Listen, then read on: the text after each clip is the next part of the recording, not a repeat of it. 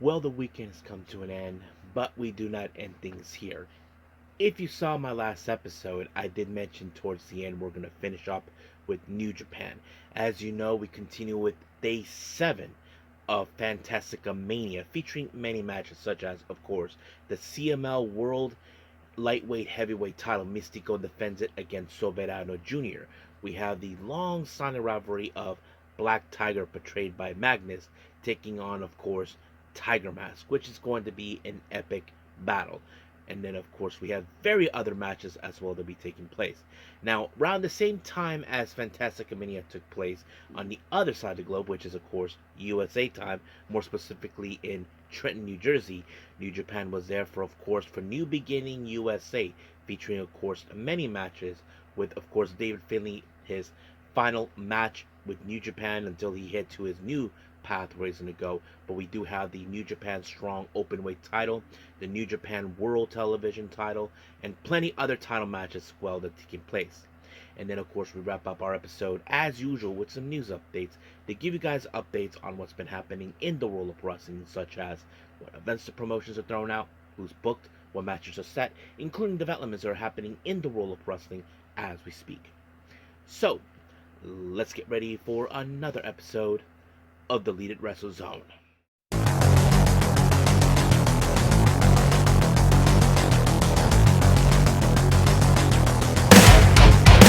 Are you ready? Get up, get up! Get up, get up! Get up, get up!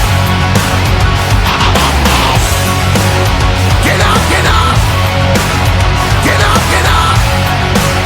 Get up, get up! Hey everyone, welcome to the Leaded Wrestle Zone, all things that is pro wrestling with AEW, NXT, New Japan Pro Wrestling, TNA, the National Wrestling Alliance, various promotions, wrestlers, matches, and championships. I am your host, J-Rod here. So, if you are new to the channel, welcome.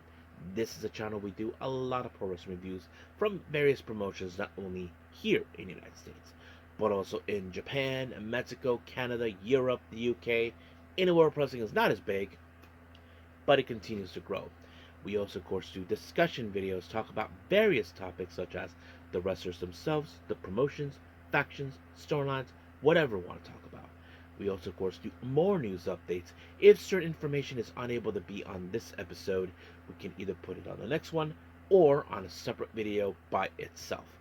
We also, of course, do real-time news updates to keep you guys on alert if something has happened in the world of wrestling that needs to be addressed ASAP. We also, of course, got the Nike Sayaka watch and various other cool wrestling content as well. So if you like what you see, please subscribe to us or click on that subscribe button. You'll be gaining a lot of daily reviews and other cool wrestling content as well.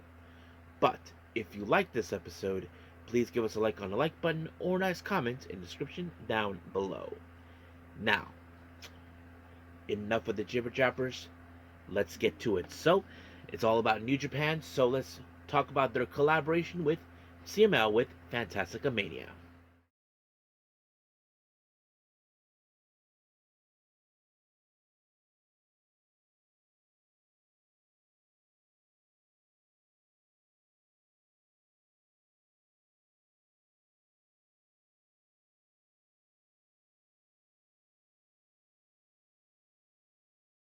Okay, day 7 of the collaboration between CML and New Japan with Fantastica Mania in Cork and Hall, and this happened on a Saturday in case anybody forgets.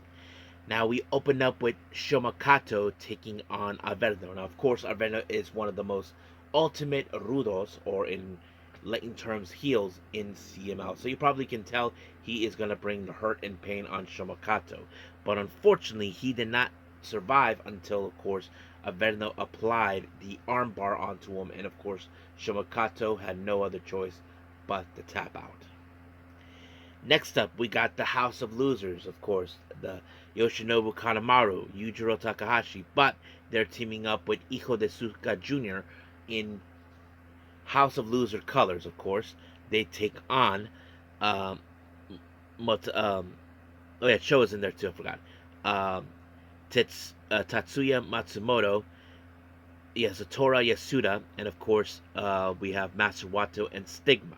Now, obviously, we know that there was going to be Wicked Slings in this match.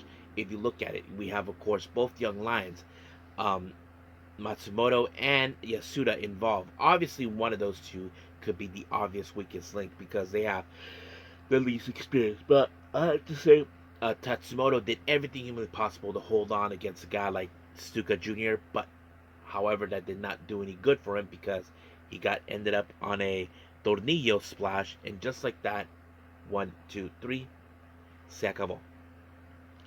Next up, we have, of course, the battle Tiger Mask, portrayed by Magnus, taking on Tiger Mask. Now, if you guys don't know the history about these two wrestlers, and if you follow New Japan history, Tiger Mask, as you know, in the story wise, was a known assassin from the Yakuza in the storytelling, but he turned his back on them until he realized he was playing for the wrong side.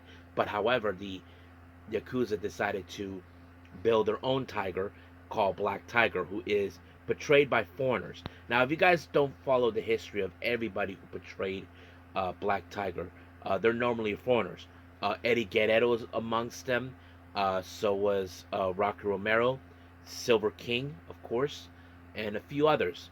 But there have been some instances in the past, maybe one or two, a Japanese wrestler have portrayed Black Tiger, but some people say that that's kind of like breaking the rules. I mean, mostly the people who portray Tiger Mask is Japanese, but Black Tiger is mostly foreigners, and that sets up the story, like saying this is a battle between two foes that fought each other for decades, that sort of thing. But it was a pretty good epic fight. But however, good always prevail against evil, and Tiger Mask picked up the win when he applied the Tiger Suplex, and just like that, 1, 2, 3, over. Our next match, we have Cozy Max, Okumura, and Satoshi Kojima. They team up with Hechicero to take on Ryusuke Taguchi, Atlantis, and his son Atlantis Jr. Now, of course, there's going to be a lot of interesting moments, but oh my god, Mima needs to not get involved in Okumura's matches because it gets her in trouble. It causes, of course, Okumura to lose his matches. But however, it was in fact Atlantis Jr. with with the frog splash on Okumura, and just like that, 1, 2, 3, over. Next up, we have Hatsuratsu Guerrero teaming up with the guys from Unbound, Daiki Nagai, and Titan to take on Los Fijadores de Espacio, Valente Jr. and Futuro. They team up with Máscara Dorada, and it was a pretty good match. Obviously, some great high flying from the space travelers and all that. But in the end, it was Valiente Jr. that picked up the win onto Daiki Nagai, and just like that, 1, 2, 3, it was over. Next up, we have a very interesting matchup. Ultimo Guerrero taking on Templario. I thought the match was fantastic. I mean, you got Ultimo Guerrero, who's been one of the most well-decorated wrestlers, trained many wrestlers. Like, if you guys don't know this, he was the one who trained Bandito. So he's one of those guys you definitely can look up to. Templario, man, I remember seeing him a couple years ago when he was in Tijuana for the Crash, and I didn't expect his popularity to grow, but it was epic. But however, Templario used the power breaker, which is like a power bomb maneuver, but you use it as a back break, a breaker onto the person, and just like that, 1, 2, 3, it was over. However, during the post match, Templario made a promo saying that what's ironic is for him that this was his birthday, but who would have thought on his birthday he was going to face his mentor, the person who taught him everything that he needs to know, and that was Ultimo Guerrero. So that was, of course, something that he could be proud of. Not only because he beat him, because who would have imagined it would align to that? You know, that's something that you don't get every day, but it does happen. Now, our next match is for the CML World Light Heavyweight title. Soberano Jr. takes on, of course, the man himself, Mystico. Now, of course, we know Soberano Jr. his attitude has changed for the last, 2 years or so, becoming a cocky dude, trying to get away with whatever he wants, and that's exactly what he tried to do. He even tried to dismantle Mystico in every way possible, but unfortunately he ended up on the wrong side of La Mystica, which is the Fujiwara armbar, and just like that, he had no choice but to tap out. And I have to say, it was a pretty good show, and I think this might have been the last show of Fantastica Mania, but we'll see. But as of right now, we are done with this one. Let's move on with the one they did in the U.S., most specifically in Trenton, New Jersey, the New Beginning USA.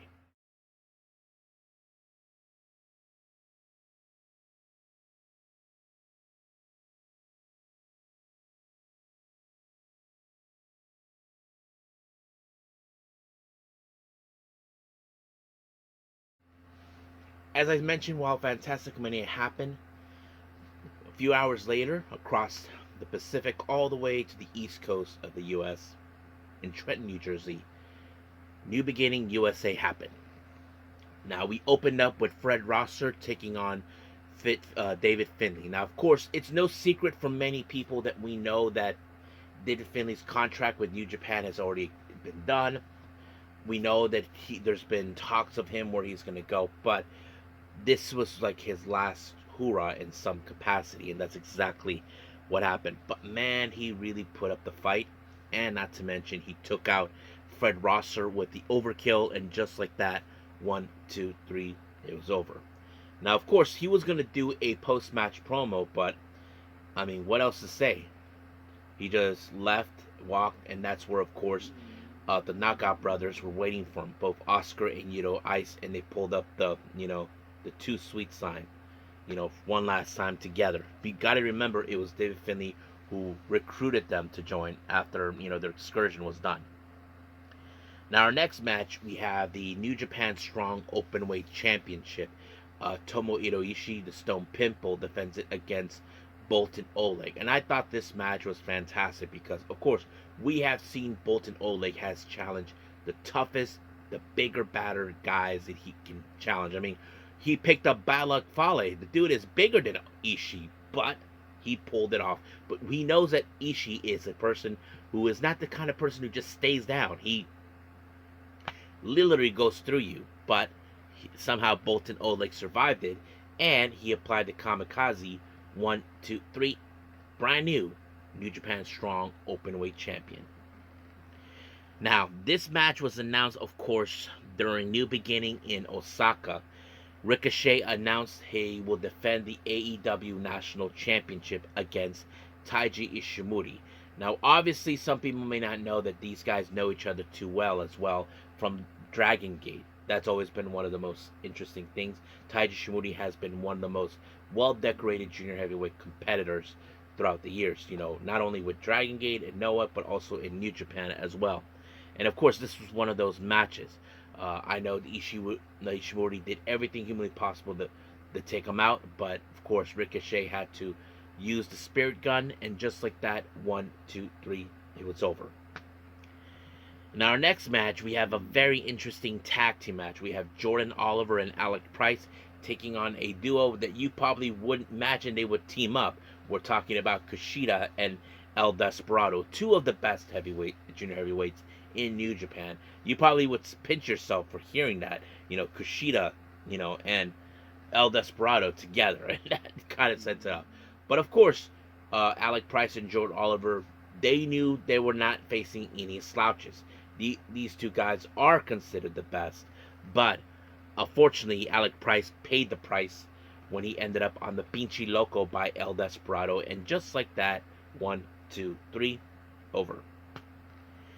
Next up, we have the New Japan Strong World Television title, Konosuke Takeshita and El Phantasmo. Now, keep in mind, this is not the first time these guys have faced off.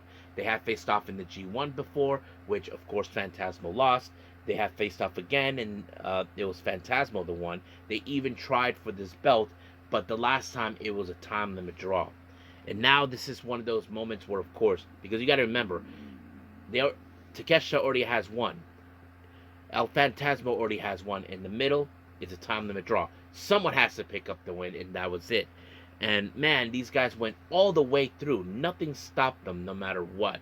But unfortunately, the match ended in a 15-minute time limit draw.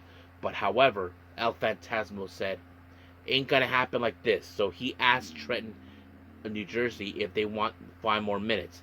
Of course, Takeshita was going to walk away, but Rocky kind of told him something, we don't know what, to kind of motivate him, like tell him, get your butt back in the ring. He's giving you 5 more minutes.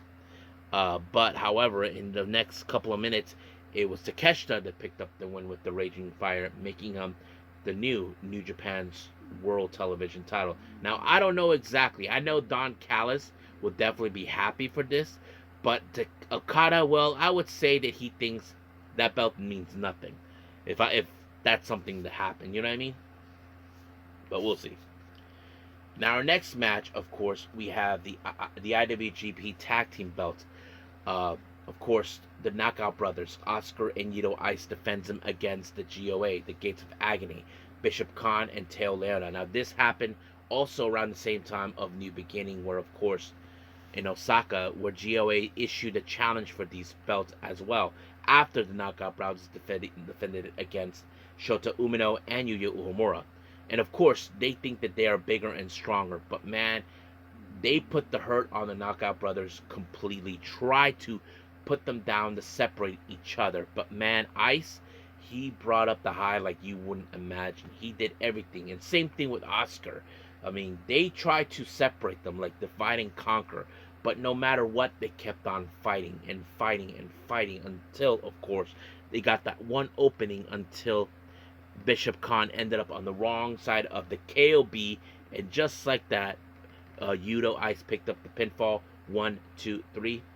It's over. The Knockout Brothers retain the belts. Now, our next match, of course, is for the IWGP Women's title. Athena makes an attempt for this belt against Shuri. Now, of course, Athena is trying to prove to the world that she is the best Yoshi whatever wrestler thingy in the world. And she is determined to win this belt because she felt this belt is suitable for her. But she forgets she's facing against someone who knows how to put you in a submission, knows how to take strikes onto you. And that's exactly what happened. I mean, Athena tried to put everything she had, but it was Shuri that took her out. 1, 2, 3. It was over. And then, of course, she gave her back her Ring of Honor Women's World title.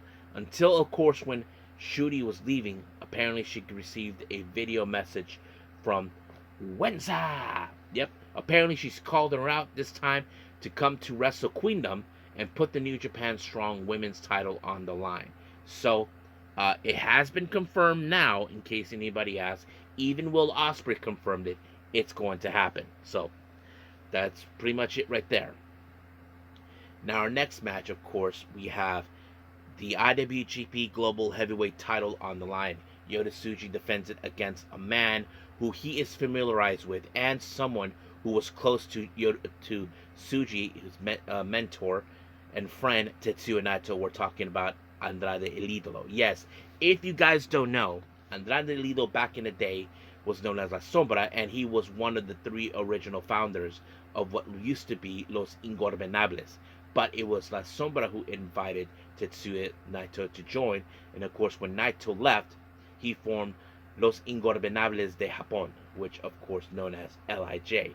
So it's interesting to see the past and the present, even though Tsuji is no longer, that the LIJ is disbanded, that Naito is no longer there, neither is Bushi.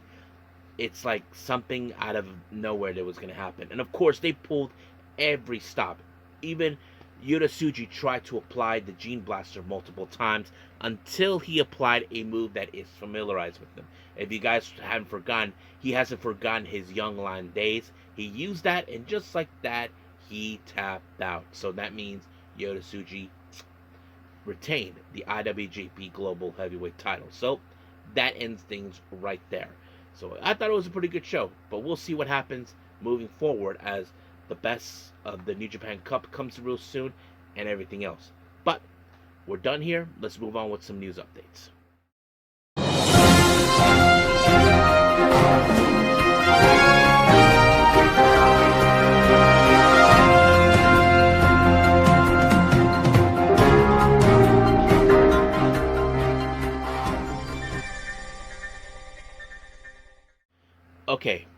welcome to our news update. So let's begin with upcoming events, of course.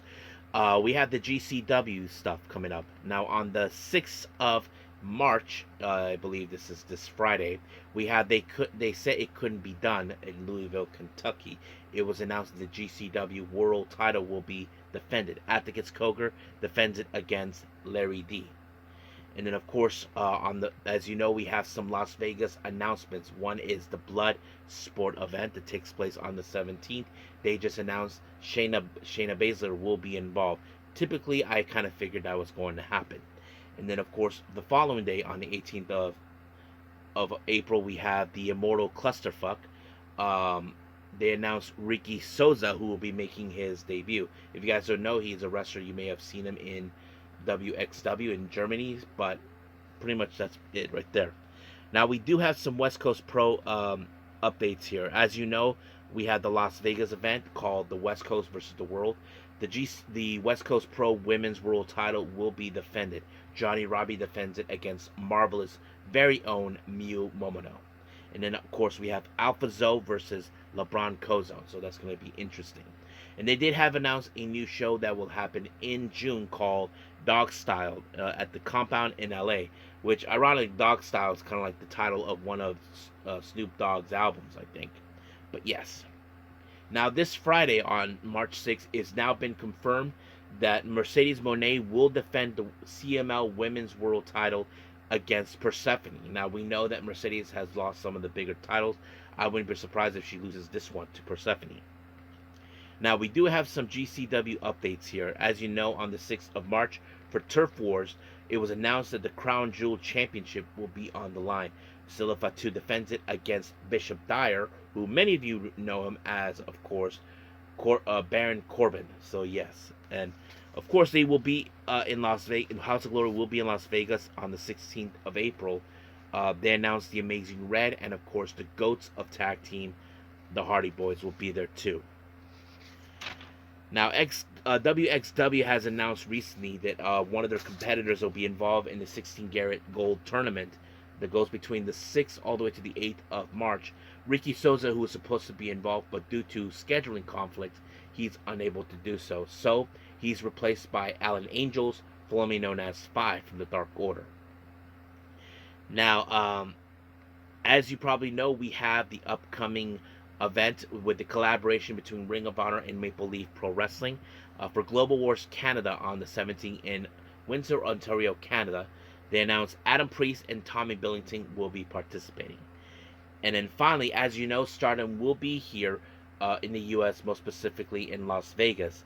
But the question I think some of you may want to know, who is participating in the Las Vegas show? Well, luckily they announced who will be there. Let me pull that up real quick for all of you. Here it is.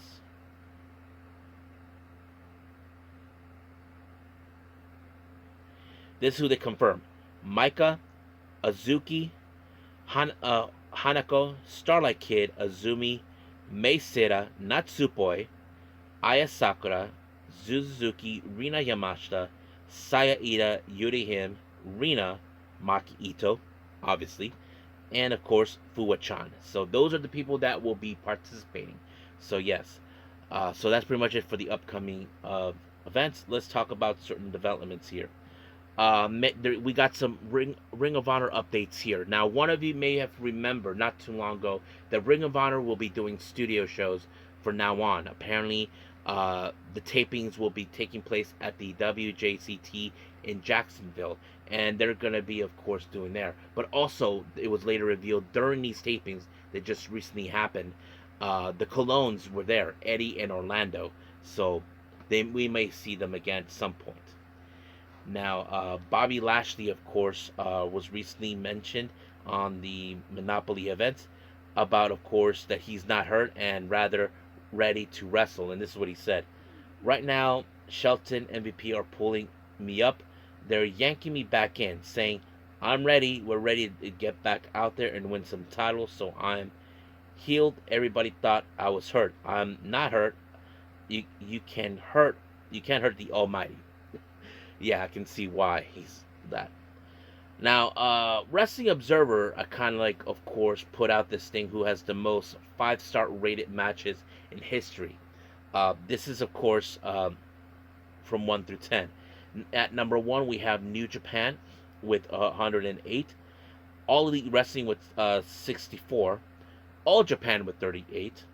WWE slash F, we have 29. All Japan Women's 19. Ring of Honor 14. CML 9. WCW 7. Stardom 6. But it's tied with also with AAA 6 and Pro Wrestling Gorilla with 5. So yeah, New Japan is the top of of the whole thing, and of course, um, All Elite is number 2. I think some people will be disappointed that WWE is not in there. Now, Wrestling Observers decided to clarify more information regarding about AAA. Um, from the original reports, it says that there will be tapings on the 11th in Mexico City, and of course that's what's gonna happen. But we will find out more. That's what they're saying. Now, finally, this one is a very interesting, surprising news, and I had a feeling this was gonna happen.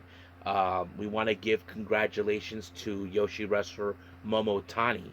For those who don't know who she is, she's a Yoshi wrestler who appeared in At-Risk Girls. She often teamed up with Momo Kogo at the time.